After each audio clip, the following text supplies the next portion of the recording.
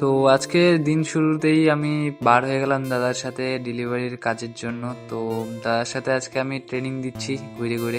তো next parcel এখন দিতে যাচ্ছি আমরা পানিকোয়ারির ওইদিকে। পানিকোয়ারির ওইদিকে ওই পার্সেলটা দিয়েই শেষ, আর কাজ নাই আমাদের। তারপরে আমাদের একটা অন্য কিছু প্ল্যানিং আছে, আমি যাবো ঘুরতে, ভিডিও শ্যুট করতে। তো দেখাবো তোমাদেরকে, চলো আগে ভিডিওটা দেখো, কন্টিনিউ করো।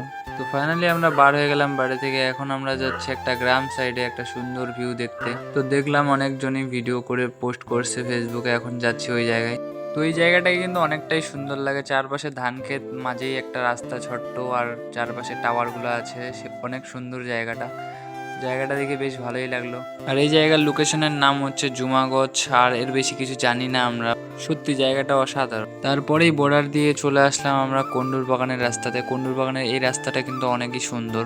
রাস্তার দুই পাশে গাছ আছে, জায়গাটা কিন্তু অনেক সুন্দর লাগে। রাস্তাটা ছোট্ট, একটু দেখতে সুন্দর লাগে পুরোপুরি।